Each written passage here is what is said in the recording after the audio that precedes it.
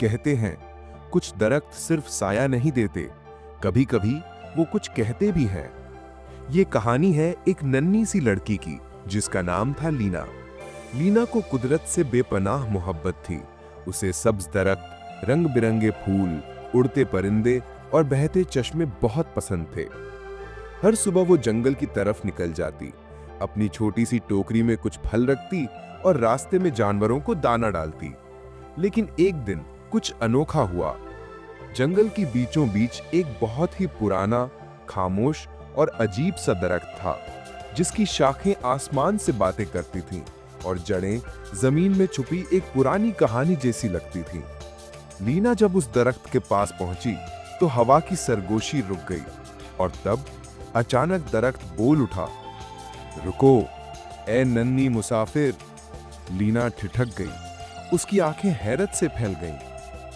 कौन? क्या तुम दरख्त हो? हाँ, मैं हूं। सदियां बीत गईं, मैंने इंसानों को बदलते देखा, मौसमों को मरते देखा और अब मैं भी थक चुका हूं। दरख्त की आवाज गूंजली, गमगीन और दुख भरी थी। वो बोला कि कभी ये जंगल गाता था, परिंदे चहचहाते थे, हिरन दौड़ते थे और बच्चे हंसते खेलते थे, मगर अब हर तरफ खामोशी है, कूड़ा, धुआं और बेरहम कुल्हाड़ियां। दरख्त ने कहा कि इंसानों ने सिर्फ लिया, कभी कुछ वापस न दिया। लीना की आंखों में आंसू आ गए। मैं क्या कर सकती हूं? मैं तो बस एक छोटी सी बच्ची हूं। दरख्त ने नरमी से कहा, तुम एक उम्मीद हो, तुम वो चिराग हो जो बाकियों को रोशनी दिखा सकता है। अगले ही दिन से लीना बदल गई। वो सिर्फ जंगल देखने नहीं जाती थी, बल्कि मुहाफिज बन गई थी। वो बच्चों को सिखाती थी कि दरख्त काटना नहीं, लगाना चाहिए। वो बड़ों को समझाती थी कि जमीन सिर्फ जमीन नहीं, माँ जैसी होती है। और आहिस्ता आहिस्ता वो दरख्त जो सूख चुका था, उसकी शाखों पर हरियाली लौटने लगी।